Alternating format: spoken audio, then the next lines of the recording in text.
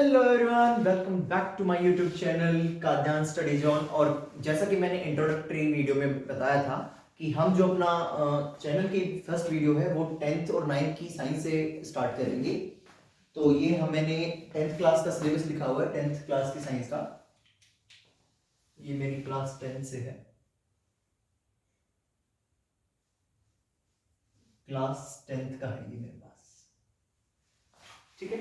और हमारी जो क्लास 10th के वो 16 चैप्टर इंक्लूड करती है। 16 चैप्टर में से हमारे जो पहले 5 चैप्टर हैं ये केमिस्ट्री के होते हैं, केमिस्ट्री। इसके बाद हमारे जो 6 से 9 तक है ये हमारी बायोलॉजी इंडल्ज करती है, इंक्लूड करती है। इसके बाद हमारा जो 10 से 13 तक ये हमारी फिजिक्स है। और ये 14, 15, 16 तीन चैप्टर जो है ये वैसे तो हमारी केमिस्ट्री में भी इंक्लूड, जैसे कि अब 11th क्लास की केमिस्ट्री में देखोगे तो लास्ट के 3 चैप्टर इन्हीं से बेस्ड होंगे। तो वैसे तो केमिस्ट्री में भी आते हैं, लेकिन सिलेबस के अकॉर्डिंग ये बायोलॉजी के चैप्टर होते हैं, ठीक है। तो अगर मैं बात करूं स्टेट बोर्ड की यानी कि एचबीएससी की बात करूं तो एचबीएससी में हमारा 60 की थ्योरी प्लस 20 प्रैक्टिकल और प्लस 20 असेसमेंट होती है।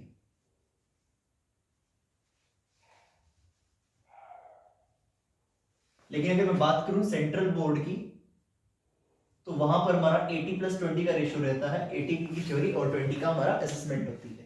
तो उसी के अकॉर्डिंग हम करेंगे अपना सिलेबस। अब हम करेंगे, हमारी सबसे पहले हम केमिस्ट्री कवर करेंगे। केमिस्ट्री हमारे में 5 चैप्टर हैं और 5 में से हमारा फर्स्ट चैप्टर करेंगे chemical reactions and equation. So let's get started.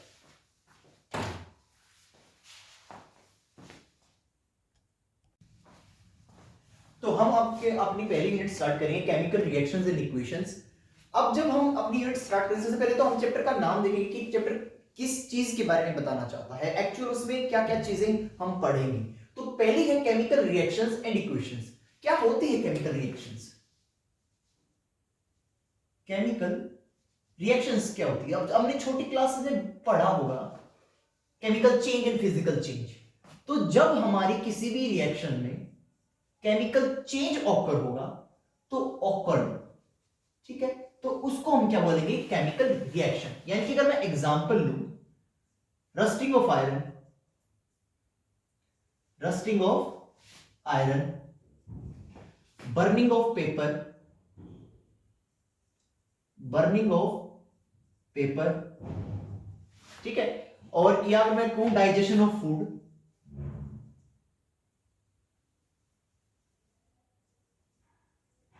Digestion of food. यानी कि ये मैंने जो 3 एग्जांपल लिए हैं,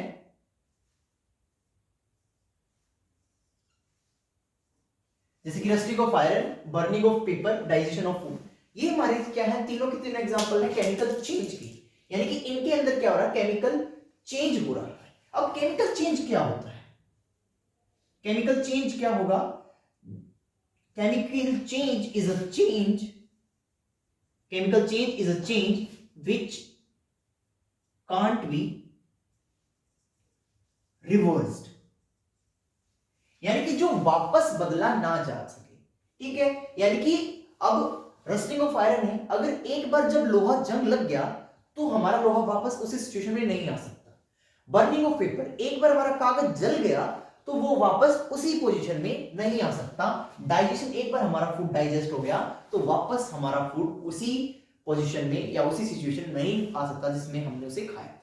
तो ये हमारी क्या है? केमिकल चेंज होंगे। और जब हमारा कोई भी केमिकल चेंज होगा तो उसे क्या बोलेंगे? हम केमिकल रिएक्शंस बोलेंगे।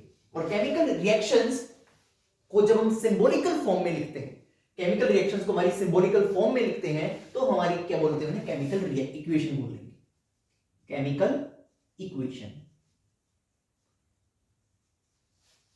केमिकल इक्वेशन क्या कहलाएगी? Chemical reaction, chemical reactions can be represented symbolically, symbolically। यानी कि जब हम उसको सिंबल की फॉर्म में सिंबॉलिकली रिप्रेजेंट करेंगे तो वो क्या कहलाएगी, हमारी केमिकल इक्वेशन कहलाएगी। That is called chemical equation.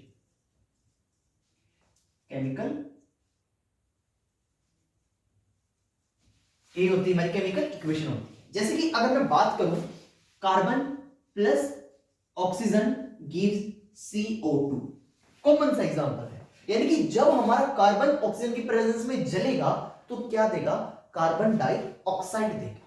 ठीक है, एक कॉमन सा एग्जांपल है।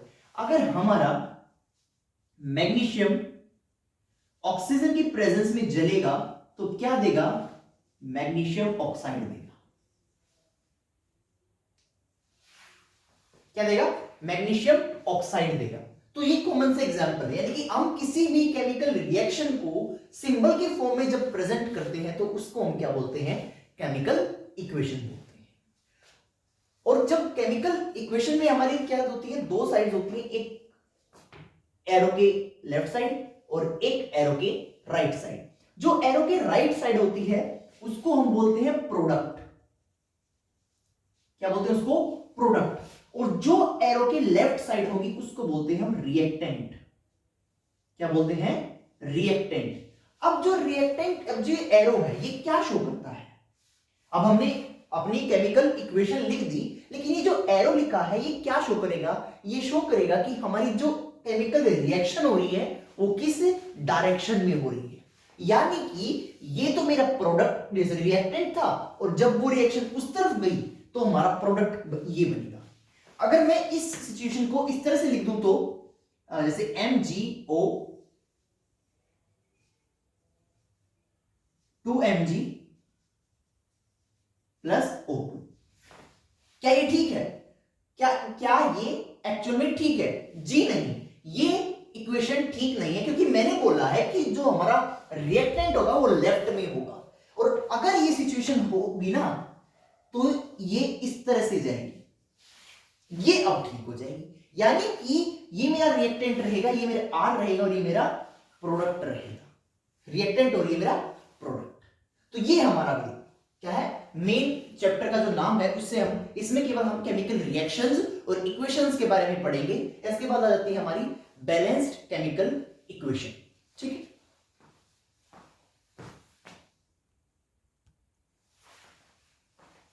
अभी हमने क्या पढ़ा, केमिकल रिएक्शन और इक्वेशन के बारे में पढ़ा। अब हम क्या अभी रिएक्शंस के क्या बारे में बताया था कि जब केमिकल चेंज होगा तो केमिकल चेंज हम किस किस सिचुएशन में मानेंगे कि हमारी जो रिएक्शन है वो केमिकल है, यानी कि केमिकल रिएक्शंस हो रही है। किस में, या तो हमारा क्या है, चेंज इन स्टेट होगा, चेंज इन स्टेट। ठीक है, उसकी स्टेट चेंज होगी, स्टेट यानी कि सॉलिड, लिक्विड और गैस। इनमें से क्या है, कोई सॉलिड होगा तो लिक्विड बन जाएगा, लिक्विड होगा तो सॉलिड बन जाएगा, लिक्विड होगा गैस बन जाएगा। यानी कि उस सिचुएशन में हमारा क्या होगा कि केमिकल रिएक्शन हो रही है। सेकंड क्या होगा, चेंज इन कलर। यानी कि अगर जैसे कि हमारा रिएक्टेंट था वो रेड कलर में है और मेरा प्रोडक्ट क्या बन गया, ग्रीन कलर का बन गया, तो उस सिचुएशन में मैं क्या कहूंगा कि हां मेरी केमिकल रिएक्शन हो रही है। तो हमारा थर्ड है इवोल्यूशन ऑफ गैस।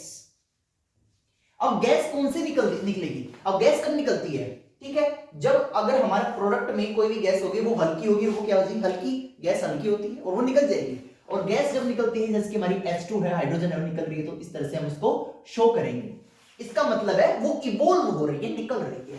लेकिन अगर मैंने किसी भी, जैसे कोई भी मेरे पास कंपाउंड, कोई भी मॉलिक्यूल है, ठीक है, तो उसको मैंने इस तरह से शो कर दिया, इसका मतलब है कि वो नीचे सेटल डाउन होगा। जैसे रेत नीचे बैठ जाती है, ये मेरा बीकर है, ठीक है, इस बीकर में मैंने पानी डाला, पानी डालने के साथ इसमें मैंने क्या कर दी, रेत डाल दी, यानी कि सेंट डाल दी, तो वो क्या होगी, नीचे नीचे क्या हो जाएगी, सेटल हो जाएगी।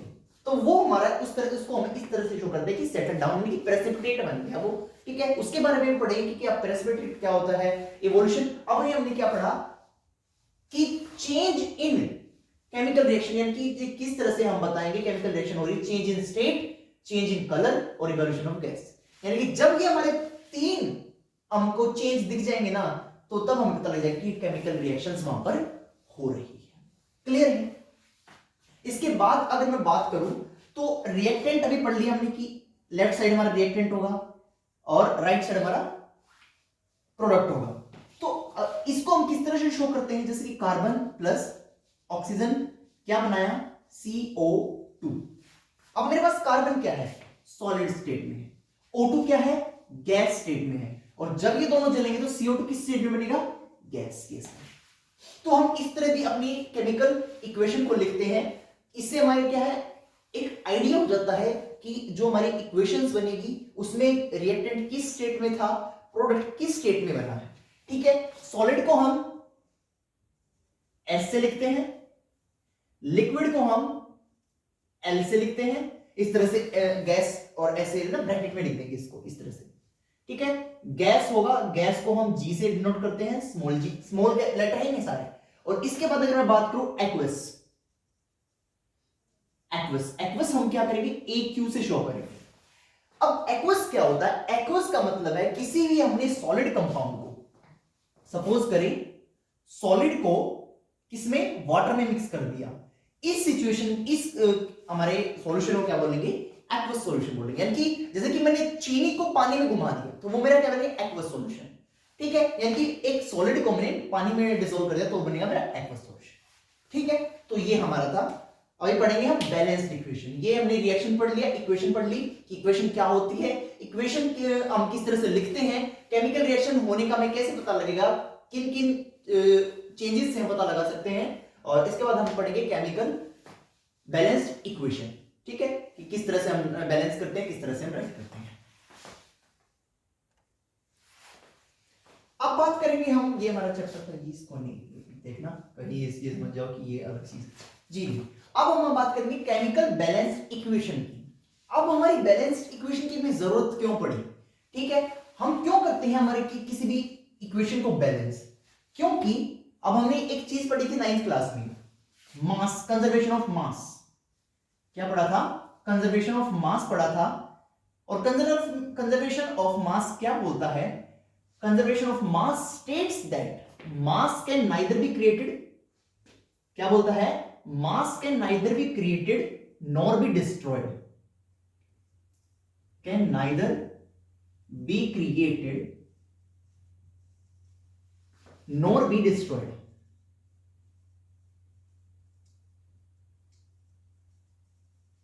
यानी कि जो हमारा मास होता है ना तो हम उसको बना सकते हैं और ना हम उसको खत्म कर सकते हैं, वो केवल ट्रांसफर हो सकता है एक फॉर्म से दूसरे फॉर्म में। यही हमारी कंजर्वेशन ऑफ एनर्जी था, यही कंजर्वेशन ऑफ मास था।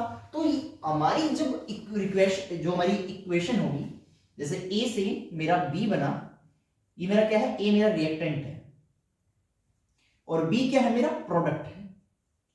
इसका मतलब है जब मेरा रिएक्टेंट था, रिएक्टेंट के अंदर मेरे जितने एटम्स थे ना, वो उतने ही हमारे बी में बी होंगे। इसका मतलब ये नहीं है कि अगर मेरे पास यहां पर 6 हाइड्रोजन थे और ऑक्सीजन 2 थे तो वहां पर मेरा ये बन जाएगा 6H2O। हो ही नहीं सकता, क्योंकि यहां पर तो मेरे हाइड्रोजन 12 है, ऑक्सीजन 2 है।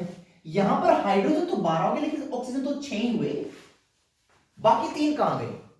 तो इस सिचुएशन में हम क्या करेंगे, इसको इस तरह से लिखेंगे, यानी 3 दूनी 6। अब यहां पर मेरे क्या होंगे, 6 बन गए और वहां पर भी मेरे कितने हैं, 6 बन गए। Now this equation is balanced. ठीक है, अगर मैंने इस 3 को हटा दिया तो यहां पर केवल ऑक्सीजन के 2 ही एटम रहेंगे। ठीक है, और दैट इज नॉट बैलेंस्ड, यानी कि ये बराबर नहीं है, किसी भी एंगल से नहीं है। तो इस सिचुएशन में कि हमारा जो मास वो बराबर रहे, ठीक है, उस सिचुएशन के लिए कि हमारे जितने एटम्स रिएक्टेंट के अंदर थे उतने ही प्रोडक्ट के अंदर रहे, इसलिए हम अपनी इक्वेशन को बैलेंस करते हैं। ठीक है, और बैलेंस किस तरह से करते हैं अभी सीखते हैं।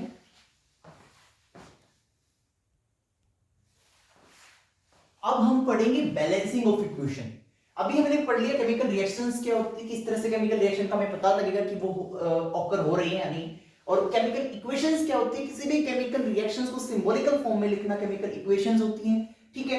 अब केमिकल इक्वेशंस को हम किस तरह से रिप्रेजेंट करते हैं, रिएक्टेंट और प्रोडक्ट की फॉर्म में रिप्रेजेंट करते हैं, ठीक है। इसके बाद आ जाती है मेरी बैलेंसिंग ऑफ इक्वेशन, यानी कि हमें इक्वेशंस को बैलेंस करना है। अब रीजन ये मैंने बता दिया कि क्यों करते हैं, कि हमारा जो मास क्या होता है, ना तो क्रिएट किया जाता, ना ही डिस्ट्रॉय किया जाता, वो एक से दूसरी फॉर्म में ट्रांसफॉर्म हो सकता है। वैसे ही रिएक्टेंट से केवल प्रोडक्ट में हमारा, रिएक्टेंट से केवल प्रोडक्ट में हमारे जो एटम्स है ना, वो कंपाउंड दूसरा बन जाएगा, लेकिन नंबर ऑफ एटम्स क्या है, सेम रहेंगे। लेकिन अगर मैं जैसे कि यहां पे बात करूं, Fe क्या होता है, आयरन, ठीक है।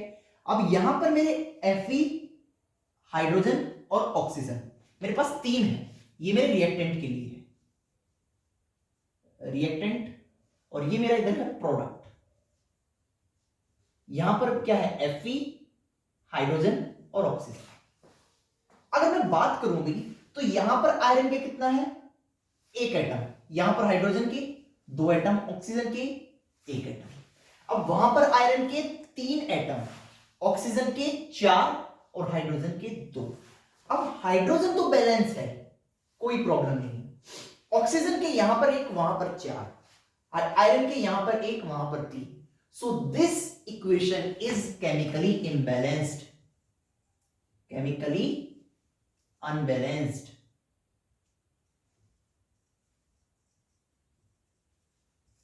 ठीक है, अनबैलेंस्ड इक्वेशन है ये वाली जो इक्वेशन, ये क्या है, बैलेंस्ड नहीं है। तो हम इसको बैलेंस करेंगे सबसे पहले, ठीक है। अब ये मेरा क्या है, आयरन, वहां पर आयरन तीन है, यहां पर एक है, तो मैं इसके अगर यहां पर तीन से मल्टीप्लाई कर दूं तो मेरा आयरन यहां पर तीन, यहां पर भी तीन, मैं इसको चेंज कर दूं, अब सॉरी यहां पे, इसको मैं यहां नहीं कर रहा, यहां लिख रहा हूं मैं इसके नीचे। अब यहां पर तीन, वहां पर तीन, hydrogen balance, hydrogen balance, iron balance. अब बच गया ऑक्सीजन, वहां पर चार, यहां पर एक, ठीक है। अब मैं क्या करूं, यहां पर मैं इसकी चार से मल्टीप्लाई कर दूं तो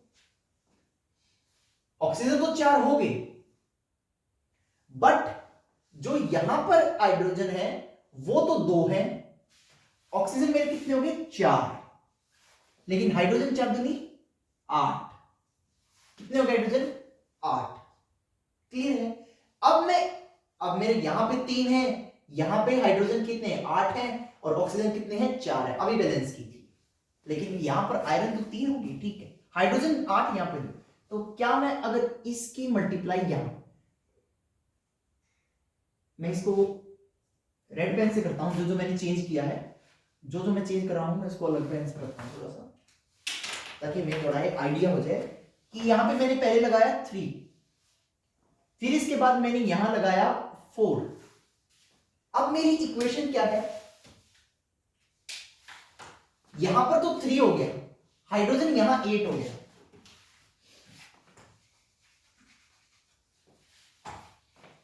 ये मेरा कितना हो गया, ये तीन हो गया आयरन, ऑक्सीजन कितना हो गया, चार हो गया, लेकिन हाइड्रोजन यहां पर आठ हो गया, ठीक है। तो मैं क्या करूं, अगर मैं इस हाइड्रोजन की मल्टीप्लाई कर दूं फोर से, फोर टू जा एट, तो यहां पर मेरे हाइड्रोजन के कितने हो जाएंगे, eight, oxygen four, iron three.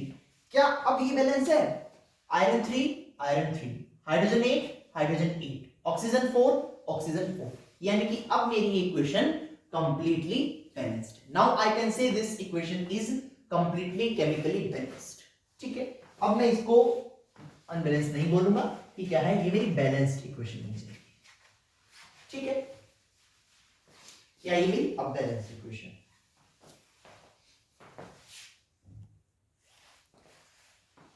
अभी हमने बैलेंस इक्वेशन पढ़ा कि किस तरह से हम इक्वेशन को बैलेंस करते हैं। अब हम क्या करेंगे, कुछ एग्जांपल हैं, ये हमारे एनसीईआरटी के एग्जांपल हैं, तो हम देखेंगे अब इनको किस तरह से बैलेंस करेंगे। अब मेरा हाइड्रोजन यहां पर क्या है, वन है, टू ये रहा, तो थ्री हाइड्रोजन रिएक्टेंट की तरफ है, रिएक्टेंट की तरफ कितने हाइड्रोजन है, मैं यहां पर लिख लेता हूं, हाइड्रोजन, नाइट्रोजन, ऑक्सीजन और कैल्शियम। सेम यहां लिखूंगा, हाइड्रोजन, नाइट्रोजन, ऑक्सीजन और कैल्शियम, ठीक है। अब हाइड्रोजन यहां पर कितने हैं, दो वो रहे, एक ये रहा, तो तीन हाइड्रोजन है, कितने हाइड्रोजन है? 3 हाइड्रोजन है। ऑक्सीजन कितने हैं? सॉरी नाइट्रोजन कितने हैं? 1 नाइट्रोजन है। नाइट्रोजन 1 है। इसके बाद अगर मैं बात करूं ऑक्सीजन की, ऑक्सीजन कितने हैं? 3 ये रहे, 2 ये रहे, 5 ऑक्सीजन है। कैल्शियम 1। अब अगर बात करें 2 हाइड्रोजन 2 नाइट्रोजन 2, इसके बाद ऑक्सीजन 3 2 6 6 और 1 7 और कैल्शियम हमारा 1 ही है। तो बिल्कुल ही एक भी, यानी कैल्शियम को छोड़कर बाकी एक भी ऐसा आइटम नहीं है जो कंप्लीटली बैलेंस हो, केवल कैल्शियम बैलेंस है। अगर मैं नाइट्रोजन की बात करूं, यहां पर नाइट्रोजन 1 है, वहां पर नाइट्रोजन 2 है, तो अगर मैं इसकी यहां पर मल्टीप्लाई 2 से कर दूं, नाइट्रोजन केवल इसमें नहीं, तो मैंने 2 से मल्टीप्लाई कर दी। लेकिन जब मैंने इसकी 2 से मल्टीप्लाई करी तो नाइट्रोजन तो मेरे 2 हो गए, हाइड्रोजन मेरे कितने हो गए? 2 यहां पर थे, 2 वहां थे, तो 4 हाइड्रोजन होगी। ठीक है। इसके बाद ऑक्सीजन कितने हो गए? 3 दूनी 6 और 2 8 8 हमारे पास कितने क्या हो गए? ऑक्सीजन हो गए। अब देखो नाइट्रोजन बैलेंस क्या, कैल्शियम बैलेंस हो गया। नाइट्रोजन बैलेंस क्या, केमिकल पहले, कैल्शियम क्या है, पहले केमिकली बैलेंस था। ठीक है। अब बात करते हैं हाइड्रोजन की। यहां पर हाइड्रोजन 4, वहां पर हाइड्रोजन 2, तो अब मैं मल्टीप्लाई हाइड्रोजन की यहां पर 2 से कर दूं, 2 से कर दूं, और अब मेरा हाइड्रोजन तो यहां पर कितने हो गए? 4 है। केमिकली बैलेंस है। हाइड्रोजन भी हो गया, नाइट्रोजन भी हो गया, कैल्शियम पहले ही बैलेंस था। अब बात आ गई ऑक्सीजन की। अब यहां पर कितने ऑक्सीजन हुए? 3 दूनी 6 6 और 2 8, ये भी बैलेंस हो गया। मेरी क्या है इक्वेशन? कंप्लीटली बैलेंस हुई। मेरे को केवल 2 जगह 2 लगाना पड़ा, एक यहां पर और एक वहां पर, और मेरी इक्वेशन कंप्लीटली बैलेंस होगी।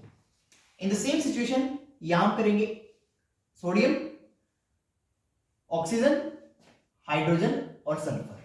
सेम यहीं पर सोडियम, ऑक्सीजन, हाइड्रोजन और सल्फर। ठीक है। अब हमारा सोडियम यहां पर कितने हैं? 1। ऑक्सीजन कितने हैं? 4 वहां है, 1 यहां है, 5। हाइड्रोजन कितने हैं? 1 यहां है, 2 यहां है, तो 2 और 1 3। और सल्फर की अगर मैं बात करूं तो सल्फर 1 ही है। यहां पर सोडियम है 2, ऑक्सीजन कितने हैं? 4 और 1 5, हाइड्रोजन कितने हैं? 2 और सल्फर कितने हैं? 1। यही है। सोडियम बैलेंस है? नहीं है बैलेंस। ऑक्सीजन बैलेंस है? ऑक्सीजन बिल्कुल बैलेंस है। हाइड्रोजन बैलेंस है? नहीं है। और सल्फर बैलेंस है, यानी कि हमारे पास ऑक्सीजन और सल्फर बैलेंस है। तो मैं यहां पर सोडियम 2 है, यहां पर 1 है, मैं यहां पर 2 से मल्टीप्लाई कर दूं। अब ये जो सोडियम है ये तो 2 हो गया, लेकिन अब ऑक्सीजन और हाइड्रोजन भी चेंज हो गई। ऑक्सीजन कितने थे? 4 और 2 6 हो गए। अब हाइड्रोजन कितने हैं? 2 और 2 4 हो गया। अब सल्फर नहीं। अब देखो कि यहां पर मेरा सोडियम तो बैलेंस किया, लेकिन ऑक्सीजन और हाइड्रोजन मेरे मैंने अनबैलेंस कर दिए। ठीक है। तो मुझे वहां पर चेंज करना पड़ेगा। मैं क्या करूं कि हाइड्रोजन यहां पर 4 और वहां पर 2 है, तो मैं इसकी मल्टीप्लाई यहां 2 से कर दूं, तो यहां पर ऑक्सीजन और हाइड्रोजन चेंज हो जाएंगे। कैसे? हाइड्रोजन तो 4 हो गए, लेकिन जो ऑक्सीजन है वो कितने होंगे? 4 और 2 6, ऑक्सीजन भी 6 होंगे। ठीक है। अब देखो 2 6, sodium 2 sodium 2, oxygen 6 oxygen 6, hydrogen 4 hydrogen 4, sulphur 1 sulphur. ये भी इसी से, यानी कि मुझे सोडियम हाइड्रोक्साइड में और वाटर में 2 की मल्टीप्लाई करनी पड़ी, बाकी सारा सेम है। अब बात करते हैं sodium, chlorine, silver, nitrogen and oxygen. ये मेरे रिएक्टेंट के लिए लिख रहा हूं, यहां पर अलग लिखूंगा सिल्वर, सॉरी पहले सोडियम लिखते हैं, sodium, chlorine, silver, nitrogen and oxygen. ये situation, sodium 1 chlorine 1 silver 1 nitrogen 1 और ऑक्सीजन 3। सेम यहां सिल्वर 1 क्लोरीन 1 सोडियम 1 नाइट्रोजन 1 और ऑक्सीजन 3। ये तो मेरी पहली बैलेंस है। यानी कि ये मेरी को क्या, जो मेरी इक्वेशन है ये मेरी पहले से ही बैलेंस्ड है, तो इस इक्वेशन पर हम क्या लिख देंगे, कोई जरूरत नहीं है इसको बैलेंस करने की, क्योंकि ये पहले से ही हमारी क्या है, पहले से ही बैलेंस्ड इक्वेशन है। और यहां पर हम लिख देंगे अपना ऑलरेडी बैलेंस्ड। ये मेरी पहले से ही बैलेंस्ड इक्वेशन। अगर मैं अब बात करूं इसकी, यहां पर मेरे पास क्या है, Ba, barium, chlorine, hydrogen, sulphur और ऑक्सीजन। सेम सिचुएशन यहां, बैरियम, क्लोरीन, हाइड्रोजन, सल्फर और ऑक्सीजन। सेम सिचुएशन यहां पर है। अगर मैं बैरियम यहां लिखूं, 1 है, कितना है, 1 है। क्लोरीन कितने हैं, 2 हैं। हाइड्रोजन कितने हैं, 2 हैं। Sulphur 1, oxygen 4। Barium 1, sulphur 1, oxygen 4, hydrogen 1, chlorine भी 1। ठीक, अब देखो बैरियम बैलेंस है, बैलेंस है। क्लोरीन 2, यहां पर क्लोरीन 1 बैलेंस नहीं है। हाइड्रोजन 2, हाइड्रोजन 1 बैलेंस नहीं है। Sulphur 1, sulphur 1, oxygen 4, oxygen 4। यानी कि अब मैं ये देख रहा हूं कि क्लोरीन यहां पर तो 2 है लेकिन वहां पर 1 है, तो क्या ना मैं यहां पर इसकी मल्टीप्लाई 2 से कर दूं। ठीक है, ये मैंने इसकी मल्टीप्लाई 2 से कर दी, तो ये यहां पर मेरे क्लोरीन कितने हो गए, 2 हो गए। और हाइड्रोजन भी कितने हो गए मेरे, 2 हो गए हाइड्रोजन भी। ठीक है, अब हाइड्रोजन यहां पर 2 थे, वहां 2 हो गए। Chlorine 2, chlorine 2, barium 1, barium 1, sulphur 1, sulphur 1, oxygen 4, oxygen 4। मेरी इक्वेशन बैलेंस हो, यानी ये मेरी पहले से ही बैलेंस थी और ये 3 मुझे बैलेंस करनी पड़ी। तो इसी तरह से आप क्या है, और भी बहुत सारे इक्वेशंस जो अनबैलेंस्ड हो तो उनको बैलेंस कर सकते हो। तो सबसे पहले क्या, आप रिएक्टेंट के जो एटम्स है वो एक साइड लिख लो, उनकी नंबर ऑफ एटम्स लिख लो, फिर उसके प्रोडक्ट के लिए लिख लो, और फिर ये देखो कि कौन से मल्टीप्लाई हो सकता है। यानी जैसे कि यहाँ पर नाइट्रोजन हमारा, सॉरी ये हाइड्रोजन था, ये 2 था, यहां पर फिर मैंने मल्टीप्लाई 2 करके 4 बना दिया। और यहां पर हाइड्रोजन मेरा पहले से ही कितना था, 3 था। नाइट्रोजन 1 था, वहां पर नाइट्रोजन 2 था, तो मैंने गुना 2 करके इस तरह से आप क्या है, बैलेंस कर सकते हो अपनी सारी की सारी इक्वेशंस को। ठीक है, सेम मेथड है। और अगर फिर भी कोई ऐसा है कि भाई आपको अनबैलेंस्ड इक्वेशन दी गई है और वो आपसे बैलेंस नहीं हो रही है, तो आप मेरे को कमेंट बॉक्स में लिख सकते हैं, मैं आपको तुरंत उसका जो सॉल्यूशन होगा तुरंत आपको रिप्लाई करूंगा। ठीक है, तो अब देखेंगे हम कितने टाइप की रिएक्शन होते हैं, टाइप्स ऑफ रिएक्शन। हमने इक्वेशन पढ़ लिया, केमिकल रिएक्शंस बताया था क्या केमिकल रिएक्शंस होती क्या है। अब पढ़िए केमिकल रिएक्शंस कितने टाइप की होती है।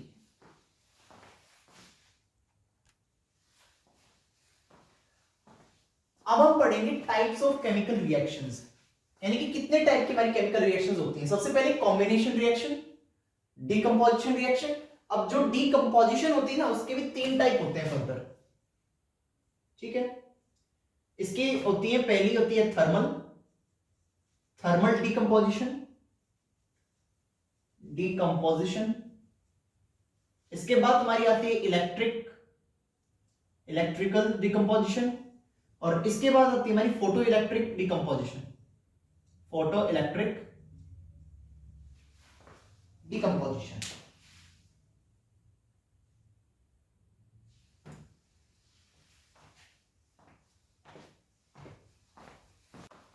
तो अब हम पढ़ेंगे टाइप्स ऑफ केमिकल रिएक्शंस, यानी कि कितने टाइप की हमारी केमिकल रिएक्शंस होती हैं।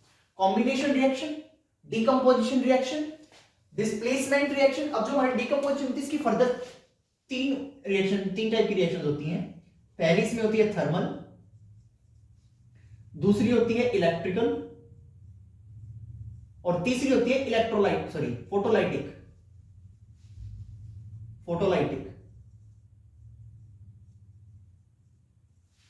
Decomposition.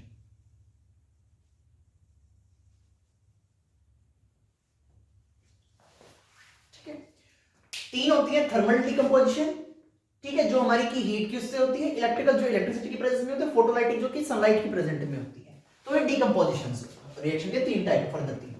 Displacement reaction, double displacement reaction, redox reaction. अब रेडॉक्स रिएक्शन में दो प्रोसेस होती हैं, एक तो होती है रिडक्शन और एक होती है ऑक्सीडेशन। सॉरी,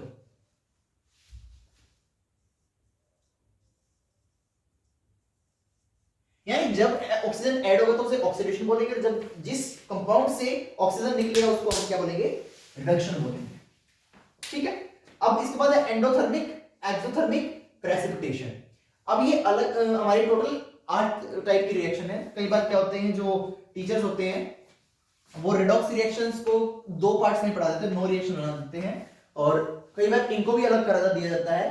तो हमारी लगभग 9 3 12 रिएक्शन पढ़ाई जाती है। तो हमारी टोटल यही रिएक्शन है कि डिकम्पोजिशन के ही पार्ट है 15 3, और रिडॉक्स रिएक्शन में आती है रिडक्शन और ऑक्सीडेशन। ये जनरली जो है वो एक ही रिएक्शन के अंदर दोनों होती है, इसलिए इसे रिडॉक्स रिएक्शन बोल देते हैं। ठीक है, अब चलते हैं, स्टार्ट करते हैं कॉम्बिनेशन रिएक्शन से। कॉम्बिनेशन नाम से ही क्लियर है क्या होती है। चलो,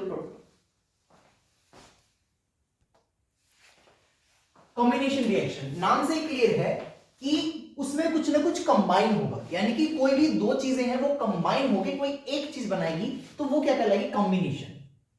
जैसे C+O2 क्या बना रहा है, CO।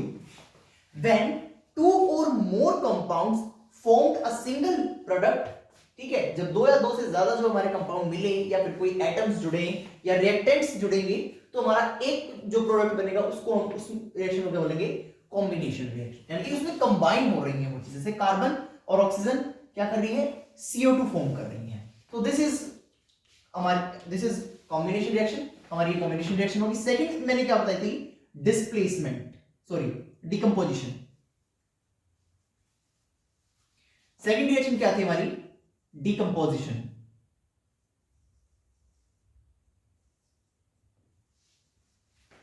अब ये इसका उल्टा होती है, कॉम्बिनेशन में दो चीजें जुड़ के एक बनाएंगी, लेकिन डिकम्पोजिशन में एक चीज टूट के दो हमारे प्रोडक्ट बनाएंगे। जैसे कि यहां पर ये मेरे क्या थे, रिएक्टेंट थे,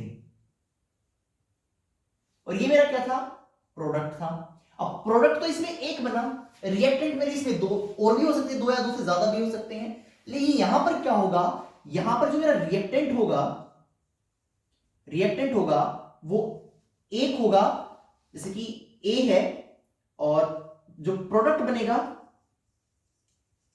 वो बनेगा B+C। यहां पर सिचुएशन ऐसी थी, A+B मिलकर क्या बना रहा था, कोई C प्रोडक्ट बना रहा था। इन द सेम सिचुएशन यहां पर होगा, A कोई भी रिएक्टेंट होगा वो टूट कर क्या बनाएगा, B+C हमारी बनेगी। ठीक है, अब मैंने इसके 3 पार्ट बताए थे, फर्दर 3 पार्ट बताए थे। एक बताया था थर्मल, इसके बाद बताया था मैंने हमारा थर्मल, पहला थर्मल, इलेक्ट्रिक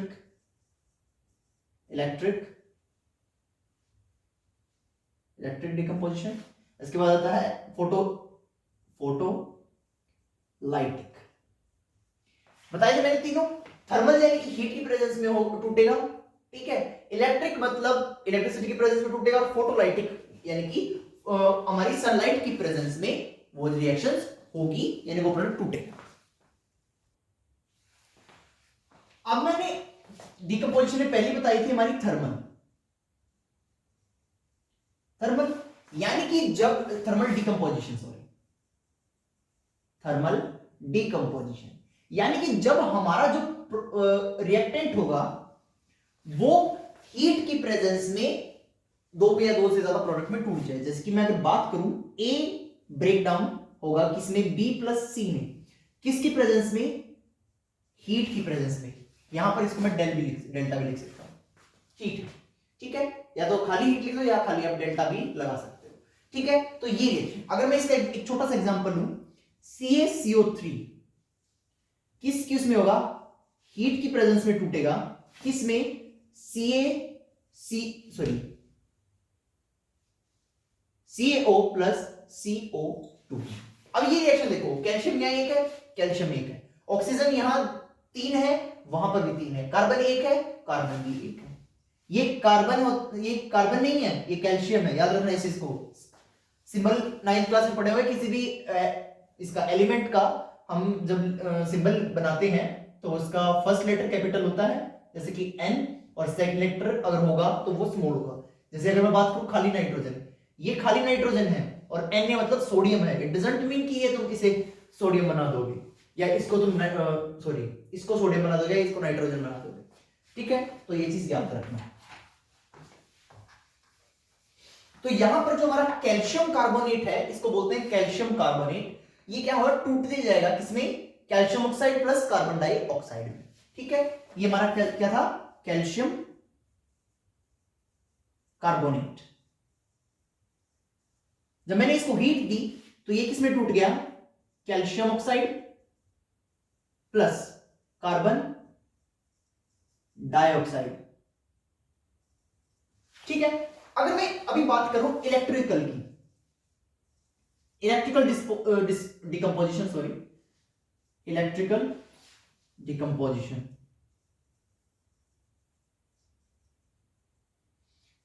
अगर इलेक्ट्रिकल डिकम्पोजिशन की अगर मैं बात कर रहा हूं तो इट मींस जो हमारा प्रोडक्ट होगा ना, जैसे कि हमारा जो बनेगा वो किसकी प्रेजेंस में टूट के बनेगा, इलेक्ट्रिसिटी की प्रेजेंस में, इलेक्ट्रिसिटी की प्रेजेंस में, तब हमारा क्या है, प्रोडक्ट बनेगा फाइनल। इसका एग्जांपल ले लेता हूं, जैसे मैं वाटर, वाटर में से मैं जब इलेक्ट्रिसिटी पास कराऊंगा, ये यहां पर लिखूंगा मैं इलेक्ट्रिसिटी, इलेक्ट्रिसिटी पास कराऊंगा तो ये मेरा बनेगा 2H2 प्लस O2, यानी कि ये क्या हमारा लिक्विड था, ये यहां पर क्या बनेगी, गैस, और ये भी क्या बनेगी मेरी गैस।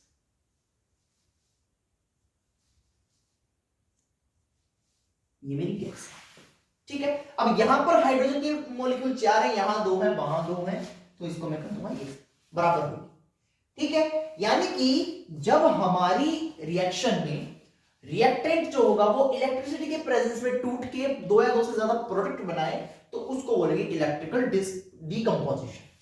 अब थर्ड हमारी आती है, थर्मल होगी, इलेक्ट्रिकल होगी फोटोलाइटिक। क्या बोलेंगे इसको, फोटोलाइटिक डिकम्पोजिशन।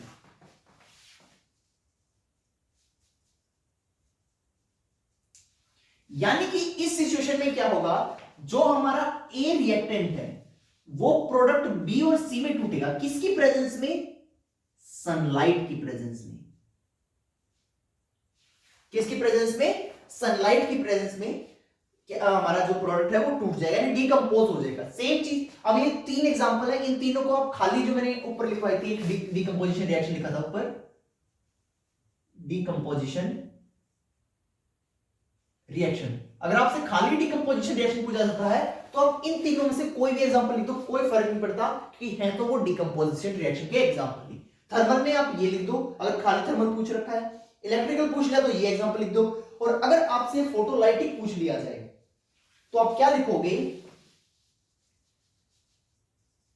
2AgCl, किसमें टूटेगा ये, अब ये क्या होता है, हमारा सॉलिड होता है, 2Ag प्लस Cl। अब जो क्लोरीन होता है ये हमारा सॉलिड होगा और ये हमारा कैसा होगा, लिक्विड, सॉरी गैस होगा, सॉरी गैस होगा, क्योंकि गैस बन के ये उड़ जाएगा।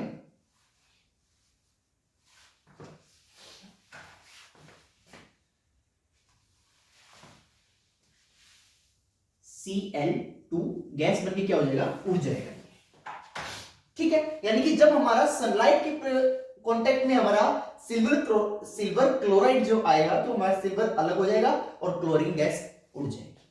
क्लियर है, ये हमारी थी डिकम्पोजिशन रिएक्शन। अब हम बात करेंगे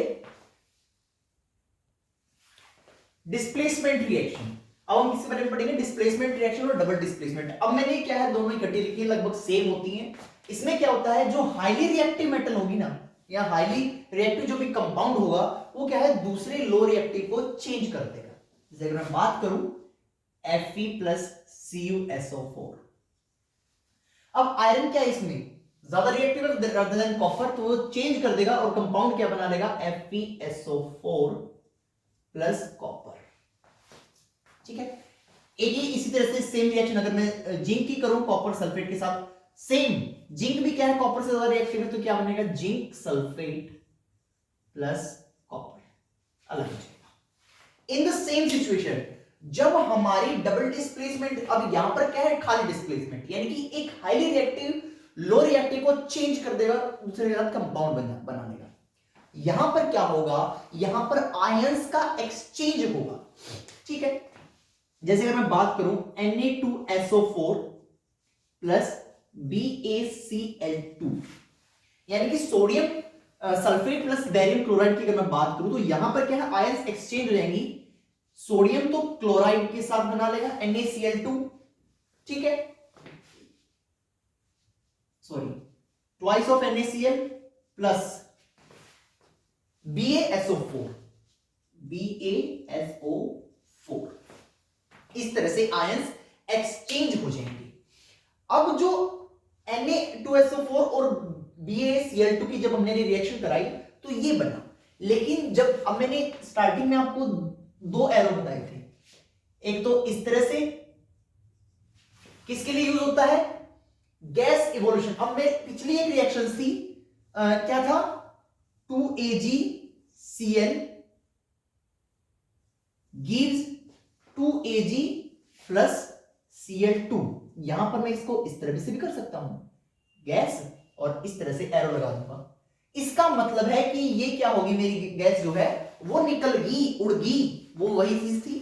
और अगर मैंने जिसे लिखा था एक कंपाउंड डाउन लिख दिया, कि इसका मतलब है वो सेटल डाउन हो गया। वो कोई भी मेरे पास बीकर था, उस बीकर में हमारी जो सॉल्यूशन चल रही थी, केमिकल रिएक्शन चल रही थी, उस बीकर के अंदर, जैसे मेरा बीकर है तो ये मेरा सॉल्यूशन था, तो यहां पर क्या होगा, वो नीचे सेटल डाउन हो जाएगा, नीचे बैठ जाएगा, ठीक है। उसको बोलेंगे हम प्रेसिपिटेट। क्या बोलेंगे, प्रेसिपिटेट, ठीक है। और जब किसी भी रिएक्शन में हमारा प्रेसिपिटेट बचता है तो उस रिएक्शन को बोलते हैं हम प्रेसिपिटेशन रिएक्शन, प्रेसिपिटेशन रिएक्शन। ये क्लियर। अब मैंने लास्ट लिखी थी प्रेसिपिटेशन रिएक्शन। अब आप ये जो एग्जांपल है, अगर आपसे डबल डिस्प्लेसमेंट पूछा जाए तब भी आप लिख सकते हो, अगर आपसे प्रेसिपिटेशन रिएक्शन पूछा जाए तो भी आप सेम एग्जांपल लिख सकते हो। होता है कई बार कि हमारी इतने एग्जांपल याद कैसे करें, तो प्रॉब्लम होती है, वो नहीं हो पाती।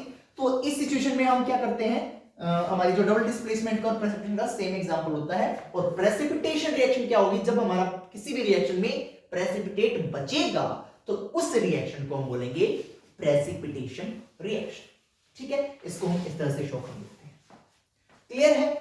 अब हम पढ़ेंगे अपनी अगली exothermic and endothermic reaction.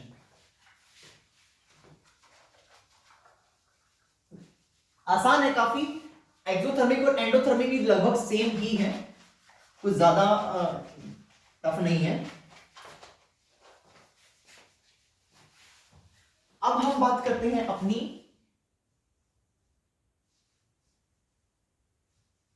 Exothermic और एंडोथर्मिक।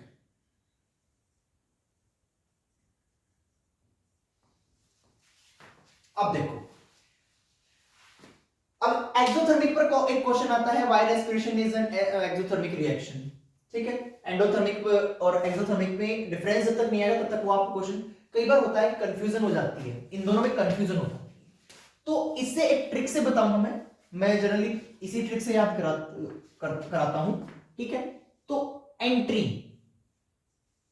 और एग्जिट सभी को बताऊंगी कि एग्जिट क्या होती है और एंट्री क्या होती है, ठीक है। एग्जिट यानी कि बाहर निकलना, एंट्री मतलब अंदर आना। अब एंट्री से याद रखो एंडो, एग्जिट से याद रखो एक्सो।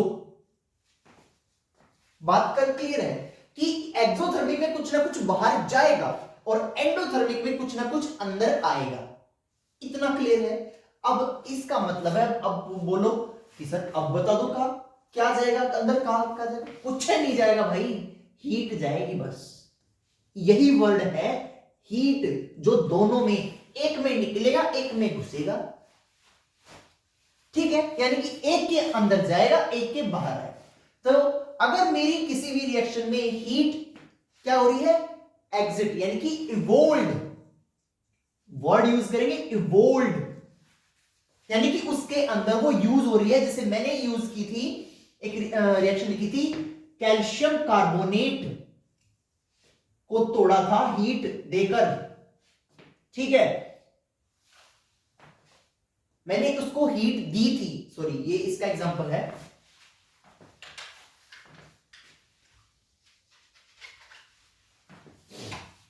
यानी कि अगर मैं बात करूं कैल्शियम कार्बोनेट, मैंने इसको हीट दी, यानी इसके अंदर वो यूज हुई, यानी कि एब्जॉर्ब हुई, उसके अंदर वो गई। अब दो वर्ड याद करने हैं, जिस रिएक्शन में हीट इवोल्व होगी यानी कि एग्जिट होगी तो वो एक्सोथर्मिक, जिस रिएक्शन में एब्जॉर्ब होगी यानी कि एंटर होगी वो होगी एंडोथर्मिक। बात खत्म।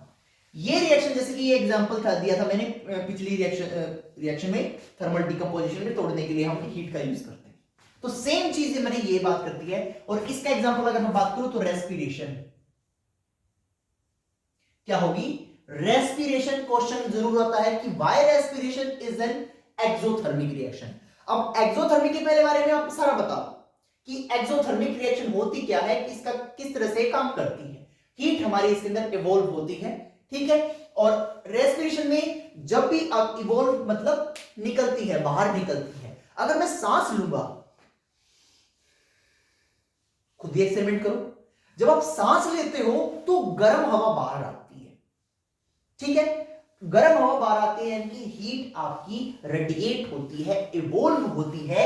इसका मतलब this is the reason why respiration is called exothermic reaction. इसलिए हमारी रेस्पिरेशन क्या होती है, एक्सोथर्मिक रिएक्शन होती है। इंपॉर्टेंट क्वेश्चन है, आता है।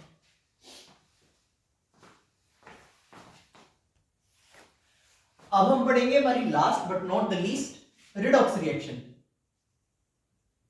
रिडॉक्स रिएक्शन अभी मैंने बताया भी था कि ये हमारी दो रिएक्शन से मिलकर बनती है। पहली रिडक्शन, जो रेड है इसको बोलते हैं रिडक्शन, और ऑक्स मतलब ऑक्सीडेशन। ऑक्सीडेशन मतलब addition of oxygen, addition of oxygen. और इसमें क्या होगा, रिडक्शन, यानी कि कम होगी, रिड्यूस होगी, रिडक्शन ऑफ ऑक्सीजन, कम हो रही, वहां से कम हो रही है। अगर मैं एग्जांपल लू, CuO plus H2, copper oxide plus hydrogen gives Cu plus H2O।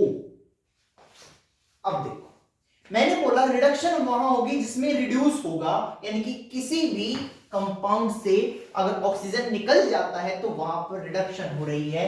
अगर मैं बात करूं इसकी, यहां पर क्या हो रहा है, रिडक्शन।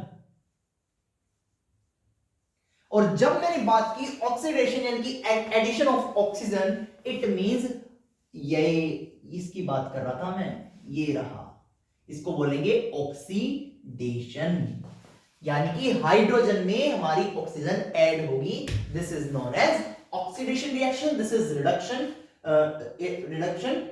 और इन दोनों को मिला के जब ये दोनों किसी एक पर्टिकुलर इक्वेशन में होती हैं तो उसको बोले हम रिडॉक्स रिएक्शन, ठीक है।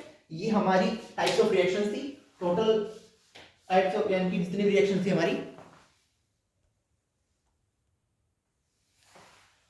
अब हमारे चैप्टर का लास्ट टॉपिक बच जाते हैं, कोरोजन और रेसिडिटी। ये लास्ट टॉपिक है। इसके बाद कोरोजन सभी को पता होता है, ठीक है। अगर कोई भी मेटल है हमारे पास, मेटल क्या है, metal attacked by moisture and acid. जब हमारी जो मेटल है वो एसिड या मॉइस्चर से अटैक की जाएगी, ठीक है। अगर मैं बात करूं जैसे rusting of iron, rusting of iron, तो ये क्या होती है, जब आयरन पर ऑक्सीजन अटैक करती है तो वो बनाती है रस्ट।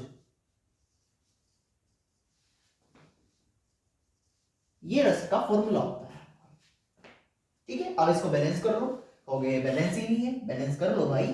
3 और 1 4, यहां पर कितनी है 2, तो मल्टीप्लाई कर दो 2, यहां पर 2 लो, होगी बैलेंस। ये हमारा रस्ट का फॉर्मूला होता है, ठीक है। ये केवल एक मैंने स्मॉलेस्ट यूनिट लिख दी, नहीं तो जहां पर क्या है x में आती है, यानी मल्टीपल टाइम ऑफ यानी इसकी x नंबर ऑफ एटम्स आ जाएंगे बहुत सारे, जब हमारा रस्ट पूरी उस पर मेटल पर बनेगा। तो ये क्या होती है हमारी कोरोजन कहते हैं।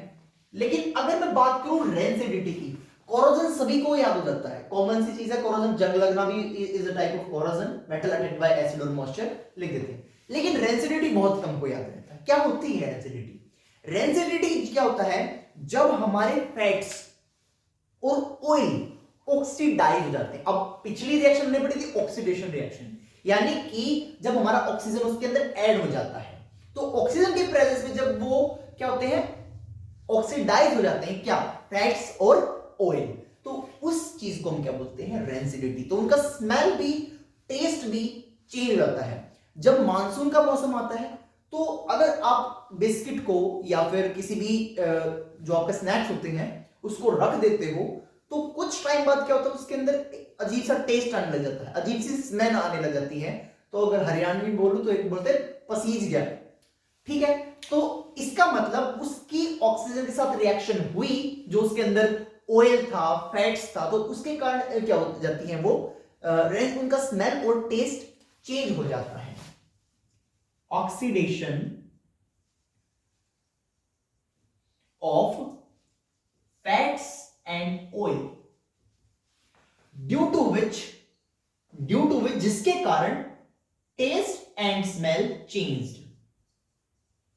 स्मेल, टेस्ट और स्मेल क्या होती है, बदल जाते हैं, किसके कारण, ऑक्सीडेशन होने के कारण। और इसलिए कहते हैं मानसून में कोई भी चीज हमें ओपन नहीं रखनी चाहिए, क्योंकि उसके अंदर जो ऑयल्स या फैट्स होती है वो उसको खराब करवा देती है। क्यों? क्योंकि ऑक्सीडाइज हो जाएंगे। तो ये हमारा लास्ट टॉपिक था फर्स्ट यूनिट का।